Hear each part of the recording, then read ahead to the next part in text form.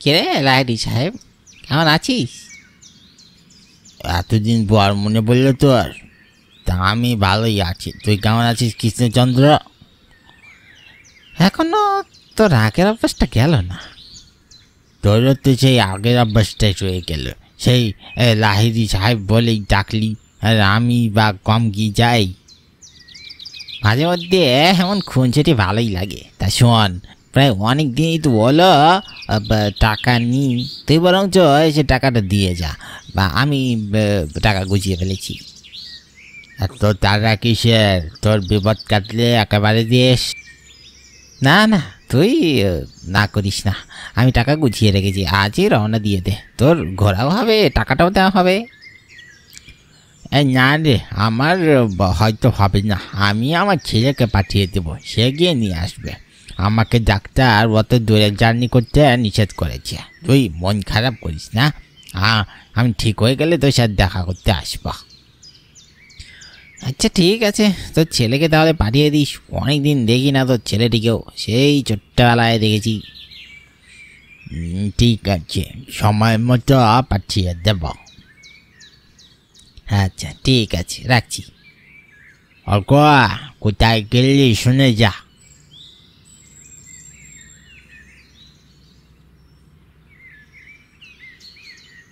হ্যাঁ বাবা বলো।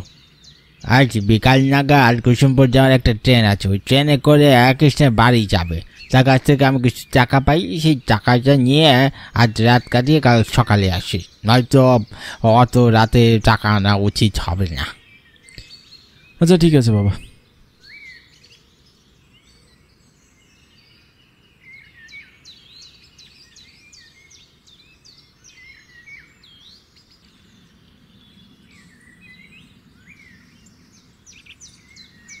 আমি অর্ক, বাবা মার একমাত্র সন্তান। ছোটবেলা থেকেই আজ পর্যন্ত একবারও বাবা মার অবাধ্য হয়েছি কিনা মনে নেই, তাই তো আজও না করতে পারলাম না। বন্ধুদের সাথে ঘুরতে যাওয়ার প্ল্যান বাতিল হয়ে যাচ্ছে। কুসুমপুরে টাকা নিতে যাচ্ছি, শুনেছি জায়গাটি নাকি গ্রাম অঞ্চল। আমার জানা মতে আমি কখনো সেখানে যাইনি। বাবার বন্ধুকেও আবছা আবছা মনে আছে। বেশ বিরক্ত লাগছে, মনটা টানছে না সেখানে যেতে। কিন্তু কি আর করার, বাবার আদেশ, সেটি তো আর অমান্য করা যায় না। আজ পর্যন্ত তার মুখের উপর একটি কথাও বলিনি, তাই কুসুমপুরে যাওয়ার কথা বলার সাথে সাথে আমি রাজি হয়ে গেছি। আমার বাড়ি থেকে স্টেশন কাছে হওয়ায় হেঁটেই রওনা দিয়েছি।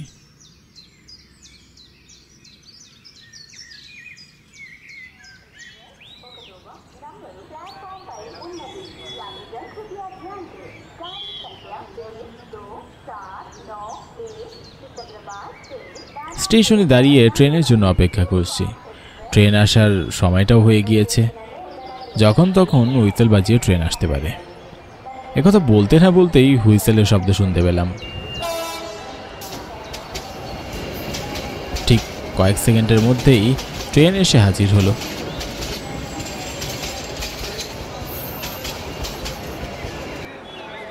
আমিও আর দেরি করলাম না, উঠে পড়লাম ট্রেনটিতে।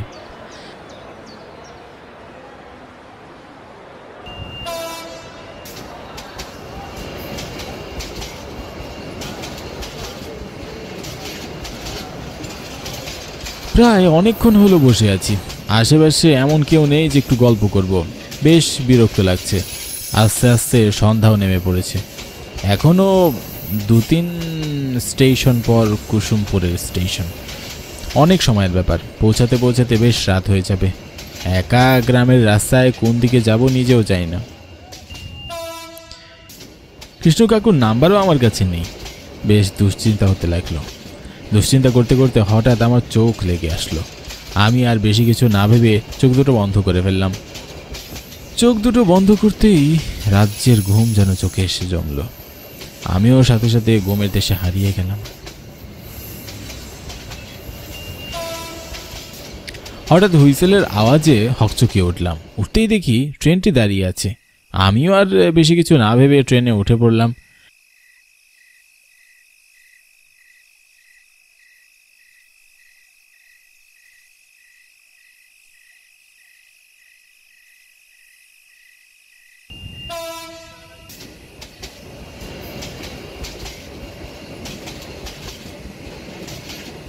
বেশ নিশ্চিন্ত হলাম। ভেবেছিলাম হয়তো পুলিশ স্টেশনে নেমে পড়েছি।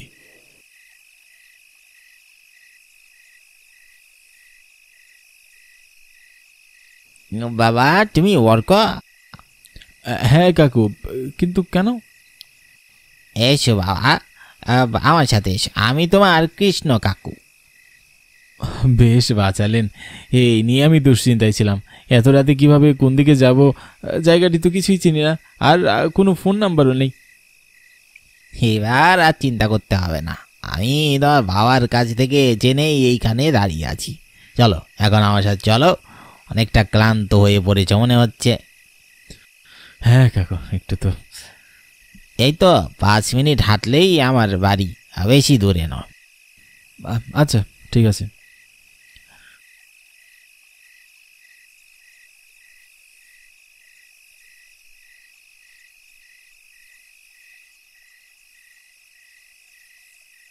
কোথাও কোনো আলো নেই, চারদিকে অন্ধকার, আশেপাশে একটি মানুষও নেই, জনশূন্য এলাকা। কৃষ্ণ কাকুর হাতে থাকা হারিকেনটিও টিমটিম করে জ্বলছে। সে আলোয় পথ ধরে আমি আর কাকু হেঁটে যাচ্ছি। বুঝলে অর্ক, এই কুসুমপুর গ্রামে সন্ধ্যা নামলেই বিদ্যুৎ চলে যায়। শহরের মতো 24 ঘন্টা এখানে বিদ্যুৎ থাকে না। তাই বুঝি? তার জন্যই তো এত অন্ধকার। হ্যাঁ সেই।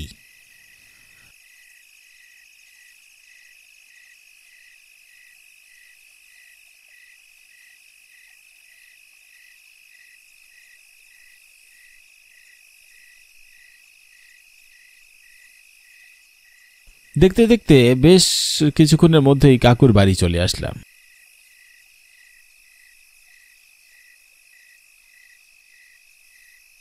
বাড়িতে ঢুকতেই চারপাশে অন্ধকার আর অন্ধকার, কোথাও কোনো আলো নেই। শুধু কাকুর হাতে টিমটিমে সেই হারিকেনটা জ্বলছে, নয়তো পুরো বাড়িতেই নিছক অন্ধকার। বেশ যেন ভুতুরে ভুতুরে একটা ব্যাপার। তা অর্ক, এসো ঘরের ভিতরে এসো দেখিনি। কাকুর সাথে আমি তার পিছনে পিছনে হাঁটতে লাগলাম।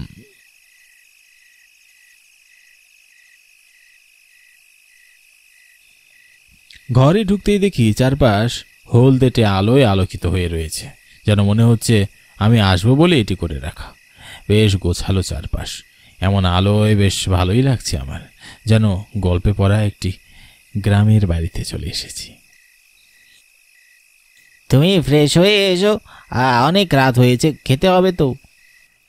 না না, আমি আর আজ খাবো না, পেটটা বেশ ভারী হয়ে আছে। তা বললে কি হয়?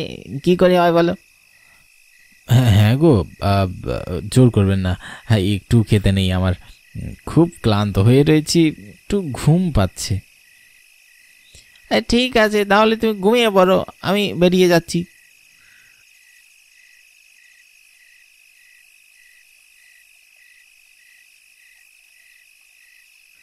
ঘরের চারপাশে আলো থাকলেও বাতাস নেই, বেশ গরম। গরমে যেন টেকাই যাচ্ছে না, চোখ দুটো বেশ লেগে এসেছে, কিন্তু এই ভ্যাপসা গরমে আর ঘুম আসছে না। কিছুতেই যেন এই গরম আমি আর সহ্যই করতে পারছি না, গরমে অনবরত ছটফট করেই যাচ্ছি। আর ভালো লাগছে না, বাইরে থেকে একটু হাওয়া বাতাস লাগিয়ে আসি, এই গরমে কি আর টেকা যায়? আমি আর থাকতে পারলাম না। বাড়ির বাইরে আসতেই শরীরে ঠান্ডা শীতল বাতাস আমার গায়ে এসে লাগলো, পুরো শরীর যেন একেবারে জুড়িয়ে দিয়ে গেল। বেশ প্রশান্তি পেলাম, তাই আর একটু হাঁটতে লাগলাম। এ গ্রামে আগে কখনো আসা হয়নি, তাই ঠিক করলাম এই রাতে গ্রামটির আশেপাশে ঘুরে দেখব। সেই অনুযায়ী আমিও হেঁটে চলেছি। চারপাশ যেন আগের তুলনায় আরো বেশি অন্ধকার, কোথাও কোনো শব্দ নেই, একদম শান্ত নিস্তব্ধ এলাকা। তবে এই গা ছমছমে নিস্তব্ধ এলাকায় হঠাৎ করে 4জন লোককে আমার চোখে পড়ল। খুব মনোযোগ দিয়ে তারা কিছু একটা খেলছে মনে হচ্ছে। আমি বেশ আগ্রহ নিয়ে নিঃশব্দে তাদের দিকে এগিয়ে গেলাম।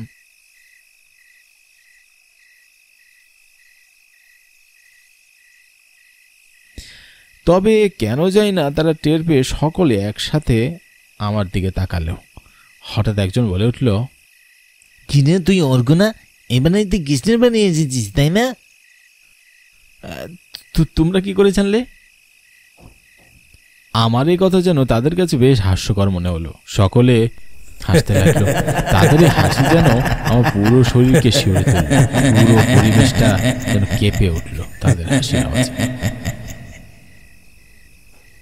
সব জানি সব। তুই তো তোর বাবার পাওনা টাকা নিতে এসেছিস তাই না?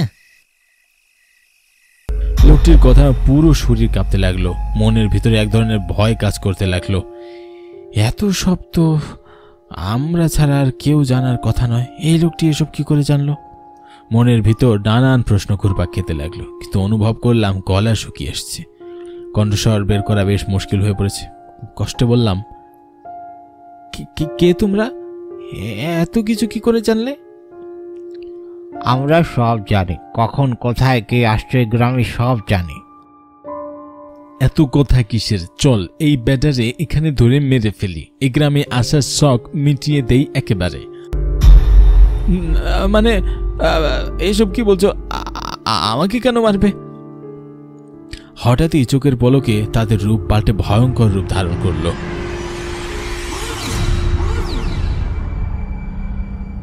তাদের পাগুলো যেন মাটিতে আর পড়ছে না, হাওয়ায় ভাসছে। তাদের এইসব দেখে ভয়টা আমার আরো বাড়তে লাগলো। তাদের পুরো শরীরে রক্তাক্ত হয়ে আছে। সেই রক্তমাখা লাল টকটকে তীক্ষ্ণ চোখে সকলেই তাকিয়ে রইল আমার দিকে। তাদের চোখের তীক্ষ্ণ চাহনিতে যেন প্রাণ বেরিয়ে যাবে। কিভাবে এদের থেকে বাঁচবো কিচ্ছু মাথায় আসছে না।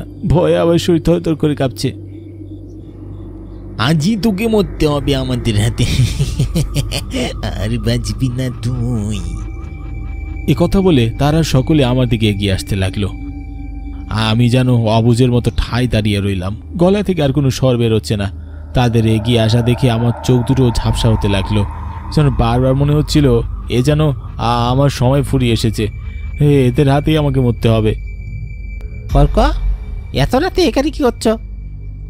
হঠাৎই কৃষ্ণ কাকুর কণ্ঠস্বর আমার কানে ভেসে আসলাম। আমি হকচকিয়ে পিছনে ঘুরে তাকালাম। এত রাতে এখানে কি করছো? আমাকে বলে আসনি কেন? ওরা কারা? কোথায় কারা? কাকুর কথা শুনে পিছনে ফিরতেই দেখি আশেপাশে আর কেউ নেই। ফাঁকা জরাজীর্ণ সবকিছু, কোথাও কেউ নেই। কোথায় তারা? কোথায় গেল? এখানেই 4 জন লোক ছিল। প্রথমে তারা তাস খেলছিল, তারপর ও বুঝতে পেরেছি, তুমি শান্ত হও। বেশ ভয় পেয়ে গিয়েছো, এসো আমার সাথে।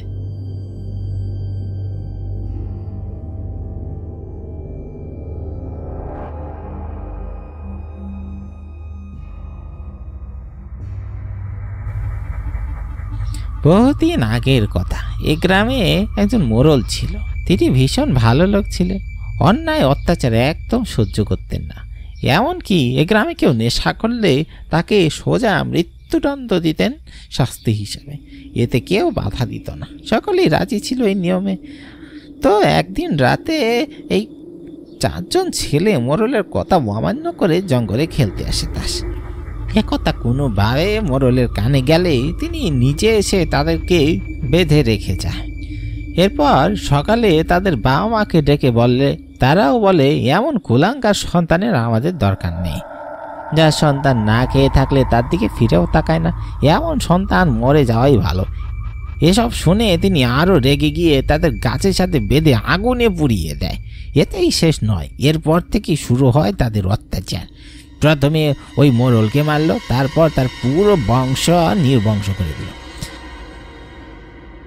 এরপর যখনই কেউ একা রাতে এই দিকে আসেই তাদেরকেই মেরে ফেলে। তাই রাতে কেউ একা বেরোয় না, আর খুব প্রয়োজন থাকলে এর সাথে 2-3 জন নিয়ে বেরোতে হয়।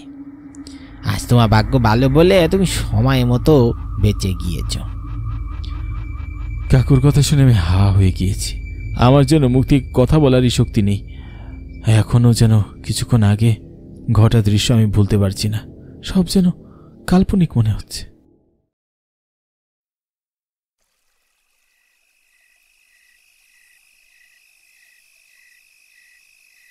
আর ভালো লাগছে না প্রতিদিন এইভাবে বাড়ি বাড়ি গিয়ে টাকা তুলতে। ঋণ নেওয়ার সময় সকলে একেবারে হুমড়ি খেয়ে পড়ে, কিন্তু দেওয়ার সময় কাউকেই খুঁজে পাওয়া যায় না। সবার সময় গিয়ে এগুলি আর ভালো লাগে? আমার নাম মতিন। এই ভোর সন্ধ্যাবেলা যেতে হচ্ছে পাওনাদারদের কাছ থেকে টাকা তুলতে। কি আর করব, সময় মতো টাকা তুলতে না পারলে আবার আমার বেতন কাটা পড়বে। এমনিতে যে বেতন পাই তাতেই মাসের শেষে টানাটানি পড়ে যায়, আর টাকা কেটে নিলে কি যে একটা দুরবস্থা হবে কে জানে। তাই নিরুপায় হয়ে বাড়িতে বাড়িতে গিয়ে টাকা তুলতে হচ্ছে। আর এই মুকেশ বাবু কি আর বলবো, একেবারে ঘাড়তার একটা লোক। ঋণ নেওয়ার পূর্বে উনি এমন করে যেন টাকা না পেলে মরেই যাবে, আর যেই টাকা পেয়ে যান ওনার রূপ মুহূর্তেই বদলে যায়। তবে বারবার বলি ঠিক মতো দিতে পারবেন তো? উনি প্রত্যেকবার টাকা তোলার সময় বলেন যে ঠিক মতো পরিশোধ করতে পারবো, কিন্তু টাকা নেওয়ার সময় হয়ে গেলে তার খোঁজ আর পাওয়া যায় না। বারবার এই একই কাহিনী করে। কেন যে ঋণ দেয় এই লোকটাকে, এখন পেরেশানিটা আমাকে পোহাতে হচ্ছে। যাকগে, এবার যা করেছি করেছি, এরপর এই ভুল আর দ্বিতীয়বার করব না। এই যে মুকেশ বাবুর বাড়িটাও পেয়ে গেছি, যাই দেখি উনি আছেন কিনা।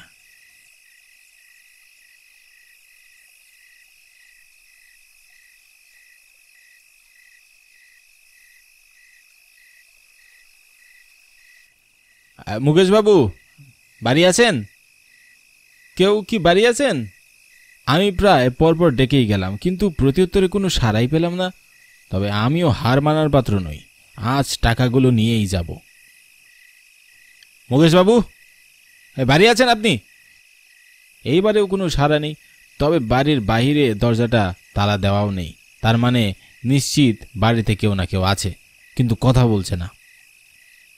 আজব মানুষ তো বাবু, সাড়া দিচ্ছেন না কেন? ঘুমিয়ে পড়েছ নাকি?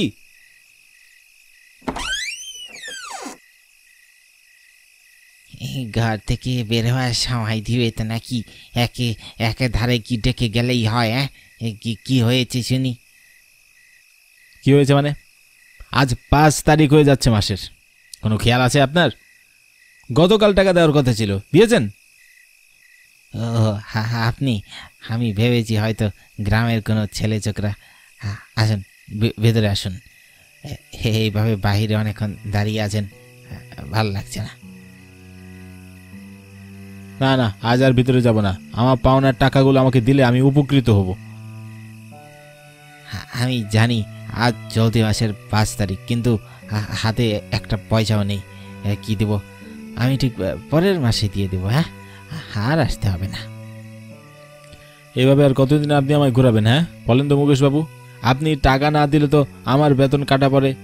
বোঝার চেষ্টা করুন একটু। বুঝতে পেরেছি, কিন্তু হাত পা যে একদম বাঁধা।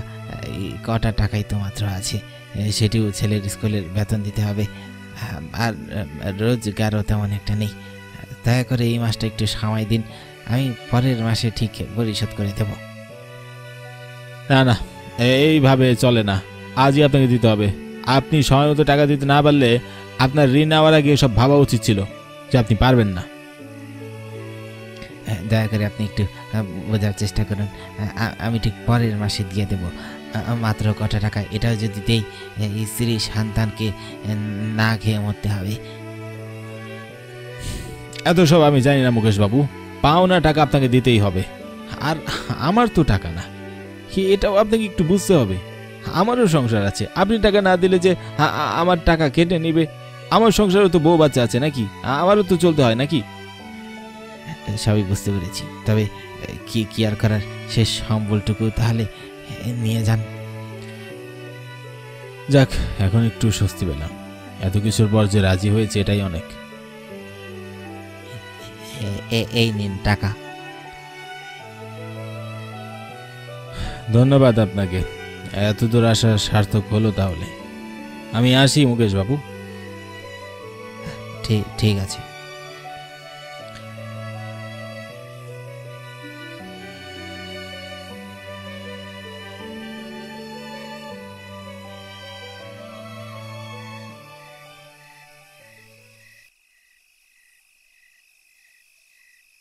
আজ বেশ পেরেশানি হয়ে গেল, তবে টাকাটা যে হাতে পেয়েছি এটাই অনেক। এই লোকটির রোজগার কাহিনী শুনতে শুনতে অতিষ্ঠ হয়ে পড়েছি। যতবার ঋণ নেয় ঠিক ততবারই একই কাহিনী শুরু করে। তবে এবারই শেষ, আর কোনো রকম ঋণ আমি তাকে দিতে পারবো না। আর এইদিকে আমারও বেশ রাত হয়ে গেল, বাড়ি ফিরতে ফিরতে আরও রাত হয়ে যাবে। আর এইদিকে বেশ শীত পড়েছে। আজ আবার এর মধ্যে বেশ কিছুক্ষণ মুষলধারে বৃষ্টি হয়ে চারপাশ থই থই করছে। কখন জানি পা পিছলে পড়ে যাব তার কোনো হদিশ নেই। আর হালকা হালকা শীতে পুরো শরীর হিম ঠান্ডা হয়ে গেছে। শীতে যেন থরথর করে কাঁপছি। পরনেও কোনো মোটা কাপড় নেই যে একটু রেহাই পাবো। চারদিকটাও কালো কুয়াশায় যেন ঢেকে পড়েছে। রাতে তো আর কুয়াশা দেখা যায় না, তাই কালো অন্ধকারে কুয়াশার আভা ছড়িয়ে পড়েছে। আশেপাশে একটি আলোরও দেখা নেই। সব কিছু শান্ত, নীরব, ছিমছাম করছে। কোনো মানুষের হাঁটার শব্দও যেন পাওয়া যাচ্ছে না। নিস্তব্ধ এই রাতে একা হাঁটতেও কেমন জানি লাগছে। তবে এই অনুভূতি কিসের তা প্রকাশ করা যাবে না। হয়তো কিছুটা আতঙ্ক আর কিছুটা ভয়ের। তবে কেন ভয়ের, এই উত্তর আমার কাছে নেই। তবে এইসবের ভিতরে হুট করে মাথায় আসলো, খেয়াঘাটে কি এখনো কোনো নৌকা আছে? আজকের পরিবেশ দেখে তা তো মনে হচ্ছে না। আর কোনো মাঝি থাকবে বলেও তো মনে হচ্ছে না। তবে মাঝি না থাকলে কোথায় যাব আমি? বেশ চিন্তায় পড়ে গেলাম। চিন্তিত নির্বেকার ভঙ্গিতে হেঁটে চলেছি গন্তব্যে। তবে আজ বাড়ি ফিরতে পারবো কিনা তার নিশ্চয়তা নেই।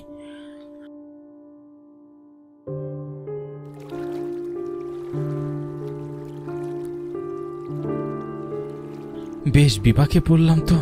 এই নদী পার হবো কি করে? সাঁতার কেটে পার হওয়া তো একেবারেই অসম্ভব। ওইদিকে ছেলেটাও অসুস্থ, গিন্নি একা।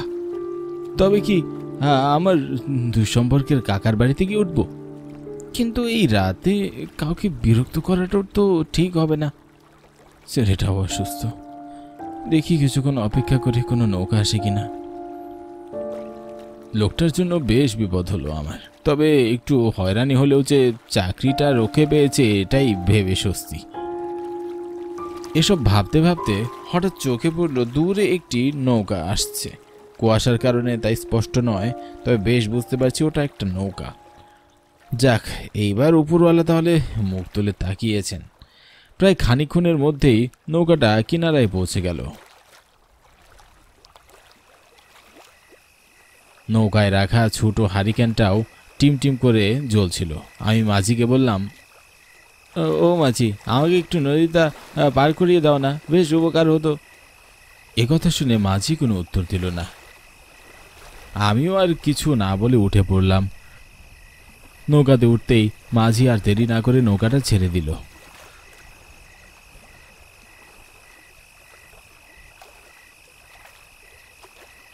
ফাঁকা নিস্তব্ধ নদীর মাঝ বরাবর নৌকাটি ভেসে যাচ্ছে। কুয়াশাতে বেশ ঢেকে রয়েছে চারপাশ। ঠিক তখনই হঠাৎ করে হারিকেনের টিমটিম আলোয় আমার চোখ পড়ল নৌকার ছাউনির নিচে। চোখ পড়তেই যেন আটকে উঠলাম। এত রাতে এইটা কার লাশ? এই লাশটির সাথে কেউ নেই বা কেন? আমি কৌতূহল বসতে মাঝিকে জিজ্ঞাসা করলাম, লাশটি কার? কিন্তু মাঝি কোনো উত্তর দিল না। মনে হলো তার কানে কোনো শব্দই পৌঁছায়নি। কিন্তু আমি নাছোড় বান্দা, আবারও বললাম, মাঝি, নৌকাতে কার লাশ? আপনার পরিচিত কেউ? তবু কোনো উত্তর পেলাম না। নৌকাটি এতক্ষণ প্রায় মাঝ বরাবর চলে এসেছে। নদীর মাঝখানে আসতেই চারপাশটা আরও বেশি থমথমে হয়ে গেল।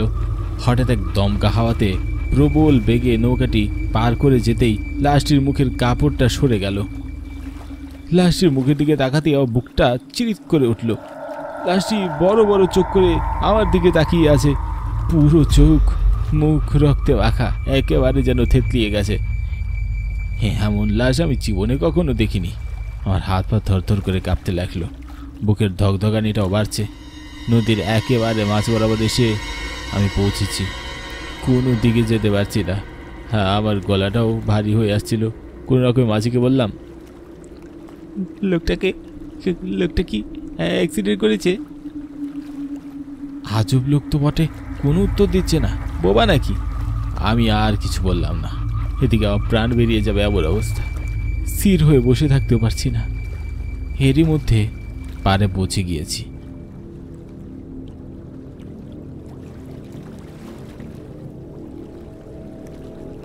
আমি তড়িঘড়ি করে নামতেই ঠিক এমন সময় মাঝি বলল, চুপচাপ বসে পড়, কোথাও যেতে পারবি না তুই।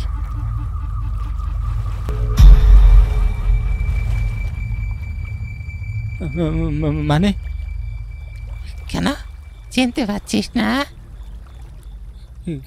কে আপনি? কেন তোর মনে নেই? খোকন মিয়া নামে একজন মাঝবয়স্ক লোককে যা নয় তাই বলে অপমান করেছিলি শুধুমাত্র কটা টাকার জন্যে। আমি ঠিক সেদিন থেকে এমন দিনের অপেক্ষায় রয়েছি। আজ আমার মনোবাসনা পূর্ণ হয়েছে। কি বলছো তুমি? ঠিকই বলছি, আজ তুই মরবি ঠিক আমার মতনই। মানে তুমি মৃত? তবে নৌকা চালাচ্ছ কি করে? হ্যাঁ, আমি মৃত, আর তোকেও মৃত বানাবো। তোর অবমানায় আমি রাগের বশে আত্মহত্যা করে বসি, তারই প্রতিশোধ আমি আজ নেব। বিশ্বাস করো, আমার কোনো দোষ নেই। আমি সাধারণ একজন কর্মচারী। আমার কাজই পাওনাদারদের কাছ থেকে টাকাটা তোলা। দয়া করে ছেড়ে দাও। না, আজ তোর রেহাই নেই। না, দয়া করে ছেড়ে দাও, ছেড়ে দাও আমায়। বাঁচাও, কেউ বাঁচাও। কে? স্যার, এত রাতে আপনি এখানে কি করছেন? আপনি এখানে? হ্যাঁ, নদীর পথ ধরেই আমার বাড়ি ফিরতে হয়। তবে এত রাতে আপনি এখানে কার সাথে কথা বলছেন? রণজয়বাবুর কথায় আমি মাথা ঘুরে তাকাতেই দেখি আশেপাশে কেউ নেই, সেই মাঝি নেই। বেশ হকচকিয়ে গেলাম। তবে এতক্ষণ যা ঘটল তা কি নিছকই কল্পনা? তবে এ কি করে সম্ভব? কি হলো, কথা বলছেন না যে? তবে বেশ চিন্তিত দেখাচ্ছে আপনাকে। কোনো সমস্যা?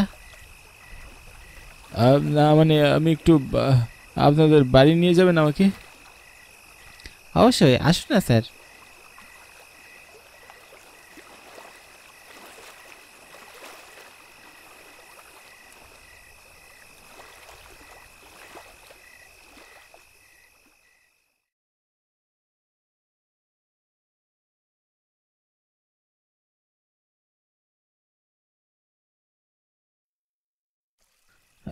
এখন বলুন তো কি হয়েছে? কিছু লুকাবেন না আমার কাছে। আপনার চোখ মুখ দেখে স্পষ্ট বোঝা যাচ্ছে কিছু একটা হয়েছে। আমি আর লুকাতে পারলাম না, সব কথা রণজয়বাবুকে খুলে বললাম। আমার কথাগুলো শুনে তার চোখ দুটো কপালে উঠে গেল। তিনি আমার মতো বেশ হকচকিয়ে উঠলেন। তারপর আমাকে বললেন, এক কাজ করুন, আজ আপনি আমার বাড়িতেই থেকে যান। নিজের বাড়ি আর ফিরতে হবে না, এখানেই থেকে যান। তবে এরপর আর কোনো রাতে খেয়া ঘাটে আসবেন না।